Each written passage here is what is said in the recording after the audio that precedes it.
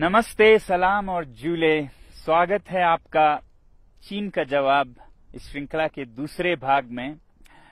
उम्मीद है आपको मेरी आवाज सुनाई दे पाएगी। यहाँ पर हवाएं चल रही हैं, बल्कि कल तो इतनी हवाएं चल रही थी कि हम रिकॉर्ड ही नहीं कर पाए, इसलिए देरी हुई, क्षमा कीजिएगा। आज हम थोड़ी बड़ी माइक लेके आए हैं, उम्मीद है अच्छी तरह हो पाएगी। तो मैंने पहले भाग में ये कहा था आपसे कि हम आपके सवाल, आपके कमेंट्स का जवाब देंगे इस भाग में, तो इसलिए हम आए हैं। और सबसे पहले जो बहुतों ने ये पूछा है सवाल, वो लेते हैं। पहला सवाल है, क्यों बायकॉट करें चीन को? क्या ये नफरत फैलाने के समान नहीं है? जी नहीं, नफरत फैलाने की बात नहीं है। जैसा मैंने पहले कहा है, चीनी लोगों से हमें कोई समस्या नहीं, बहुत अच्छे लोग होते हैं, मेरे बहुत दोस्त हैं। हमें समस्या है तो चीनी सरकार से, तंत्र से, जो कि विस्तारवादी है, जो कि शोषण करती है, उनसे समस्या है। चीन के हर बात पे दुनिया खामोश रहती है, तो ये एक वेकअप कॉल है जो हम दे रहे हैं। चीन के अंदर ही 140 करोड़ लोग लगभग बंधुआ मजदूर की तरह काम करते हैं। हुकूक, अधिकार नहीं है, कुछ बोलें तो वो गायब हो जाते हैं, और दुनिया उस पे खामोश है और सौदा करना चाहती है, बिजनेस एज यूजुअल। अंदर जाएं तो तिब्बतन बुद्धिस्ट 60 लाख में से 12 लाख मारे गए, लगभग 6000 मंदिर मठ तोड़े गए। दुनिया खामोश है, हम बिजनेस करना चाहते हैं। बात करते हैं शिनजियांग में युगुर मुसलमानों की। करोड़ की जनसंख्या है और 10 लाख युगुर मुस्लिम्स जेल में बंद हैं अभी इस वक्त, और हजारों मस्जिदें तोड़े गए हैं। दुनिया खामोश है, हम सौदा करने की बात करते हैं उनसे। श्रीलंका को देखिए, चीन के कर्ज में दबी जा रही है। ये जो पोर्ट है हम्बनतोता का, वो तो बिक गया है चीन को, उसके कब्जे में है। पाकिस्तान इतने कर्ज में डूबा है कि शायद ये देश भी एक गुलाम सा हो जाए। दुनिया खामोश है, सौदा करना चाहती है। ये तो दुनिया की बात हुई। मेरे लिए सबसे बड़ी बात है मेरे दरवाजे पे क्या हो रहा है। लद्दाख की धरती में चीन 1962 से, जहां पर की जंग खत्म हुई थी, कितने किलोमीटर अंदर आ चुका है। हमारे यहाँ के चरवाहे अपने चरागाहें खो चुके हैं। कहाँ ले जाएंगे वो अपने भेड़ बकरियों को? दुनिया खामोश है और हम उनको जो मनमर्जी वो करते हैं, धक्का मुक्की करने देते जा रहे हैं। तो क्या हम ये कहें उनसे कि वो बेदर्दी से सर काटे मेरा, और मैं कहूं उनसे, हुजूर आहिस्ता आहिस्ता, जनाब आहिस्ता आहिस्ता? नहीं, अब हमें जवाब देना होगा, और जवाब हमें अपने हाथों में लेके वॉलेट पावर से देना होगा। और ये कोई गलत या बुरी बात भी नहीं है। सैंक्शंस सदा प्रयोग किए जाते हैं जब भी कोई गलत करता है, वो चाहे देश हो। उत्तरी कोरिया पर सैंक्शंस लगाते हैं देश, तो हम क्या अपने पर्सनल इकोनॉमिक सैंक्शंस नहीं लगा सकते इन देशों पर? और बॉयकॉट करना कोई नई बात भी नहीं है। आपने सुना होगा स्वदेशी movement, boycott movement. Tilak ji के नेतृत्व में 1905 से शुरू हुई थी ब्रिटिश सरकार के खिलाफ बॉयकॉट का, उनके सामान का। तब हम ब्रिटिश सरकार के गुलाम हो चुके थे। अब हमें समझ आनी चाहिए कि prevention is better than cure, तो इसलिए हम अभी से करें। बल्कि मैं तो कहूंगा कि अगर हम कुछ ना करें और देखते रहें तो वो गुनाह है। जुल्म करना गुनाह है तो जुल्म सहना भी गुनाह है। आप में से बहुतों ने दूसरा सवाल पूछा है, जनता को क्यों करनी पड़ी बैन या बॉयकॉट? हमारी सरकार क्यों नहीं बैन करती चीनी सामान को? देखिए, सरकारों के बंदिशें होती हैं, प्रोटोकॉल्स होती हैं, व्यापार बहुतरफा होती हैं, तो इसलिए सरकार के लिए शुरू में मुश्किल हो सकता है। मगर अगर जनता करे, जनता की अपनी मर्जी है, चॉइस है, कस्टमर इज द किंग, तो कोई दुनिया की ताकत उसे पूछ नहीं सकती कि आप ये क्यों नहीं खरीद रहे हैं, वो क्यों खरीद रहे हैं। वैसे भी हम सरकार के लिए क्यों इंतजार करें? जब लोग कुछ करने लगे तो सरकार वैसी ही नीतियां बनाती हैं जो लोगों की, जनता की मूड होती है। अमेरिकी राष्ट्रपति कैनेडी ने कहा था, ask not what the country can do for you, ask what you can do for your country. क्या ये व्यवहारिक या संभव भी है कि हम चीन जैसे बड़े देश के सामान को बॉयकॉट कर सकें? जब कोई देश या कोई तंत्र अत्याचार करे, ज्यादती करे, वो हद से बढ़ जाए, तो मुमकिन क्यों नहीं अगर जनता में जज्बा हो।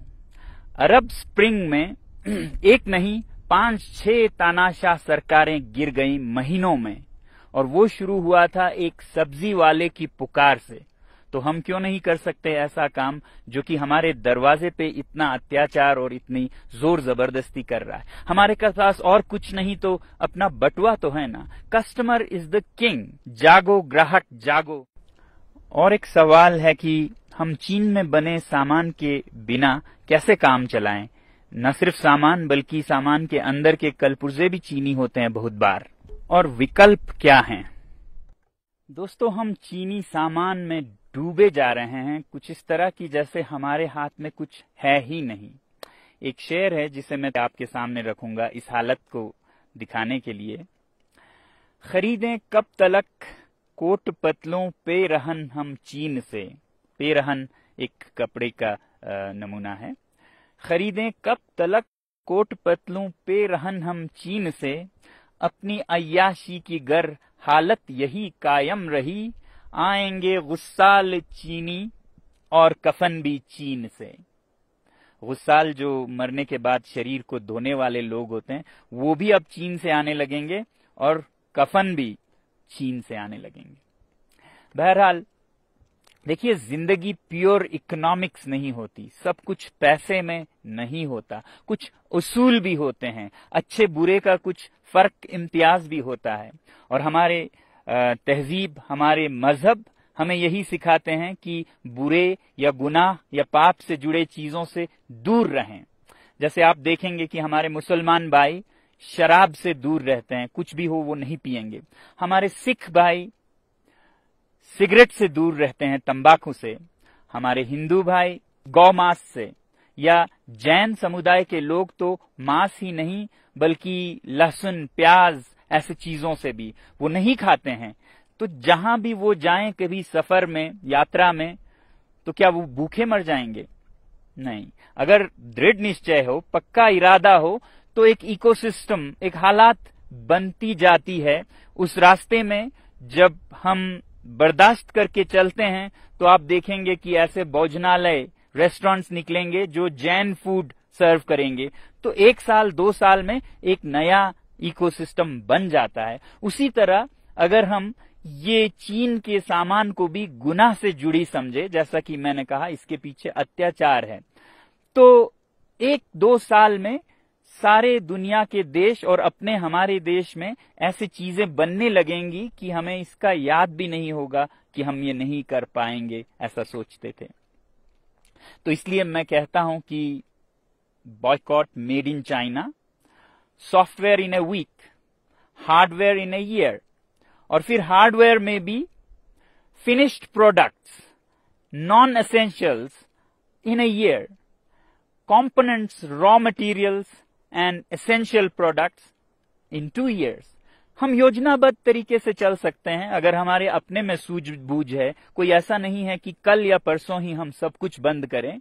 हम ये कहें कि फिनिश प्रोडक्ट्स वाले अभी से हम बंद करेंगे 1 साल के भीतर, जिसमें कंपोनेंट्स जाते हैं जो हमारे भारतीय उद्योग में भी इस्तेमाल होते हैं, वो हम 1-2 साल तक चलाएंगे जब तक कि ऐसे विकल्प न बन पाए। और जहां तक विकल्प या रिप्लेसमेंट्स की बात है इन चीनी सामानों का, तो एक बात जरूरी ये है कि हर चीज की हमें रिप्लेसमेंट्स जरूरत भी नहीं होनी चाहिए। हमारी जिंदगी सादा भी हो सकती है। इस लॉकडाउन में हमने देखा कि कितने कम चीजों से हम खुशी पा सकते हैं, और सस्ते माइंडलेस कंज्यूमरिज्म में लाए गए ये चीनी सामान जो कि हमें जरूरत भी नहीं है, 10 जोड़े जूते, 50 जोड़े जुराब, क्यों जरूरत है इनकी? क्या हम एक सादा जीवन नहीं जी सकते हैं? बदल सकते हैं जिंदगी के शैली को कि हम थोड़े में ही गुजारा करेंगे मगर साफ अच्छे चीजों को ही अपने जीवन से जोड़ेंगे। इसलिए ilivesimply.org पे जाइए और देखिए सादा जीवन कैसे जी सकते हैं, अपने पर्यावरण को, अपने पृथ्वी को, जीव जंतुओं को कैसे बचाए हुए खुशी का एक जीवन जी सकते हैं। आखिरी सवाल जो मैं ले रहा हूं वो है, हम इसे एक राष्ट्रीय आंदोलन कैसे बना सकते हैं, नेशनल मूवमेंट। देखिए, मैंने एक छोटी सी पहल की है लद्दाख से। ये मत उम्मीद कीजिएगा कि लद्दाख से कोई एक आदमी इसको चलाएगा। इस बटुए के आंदोलन में हर नागरिक एक सिपाही है और ये उतने ही दूर तक चलेगा जितना आप इसे ले जाना चाहेंगे। तो मुझे उम्मीद है कि भारत का हर नागरिक इसे एक अवसर, अपॉर्चुनिटी बनाएगा आत्मनिर्भर भारत बनाने का। हमारे जो सेलिब्रिटीज, इन्फ्लुएंसर्स और नेता हैं वो युवा पीढ़ी को नेतृत्व दे सकते हैं इस मामले में, और मुझे बहुत उम्मीद है कि आप लोग भी अपना रोल निभाएंगे देश प्रेम का, जो भरा नहीं है भावों से, बहती जिसमें रसधार नहीं, वो हृदय नहीं है पत्थर है जिसमें स्वदेश का प्यार नहीं। जय हिंद।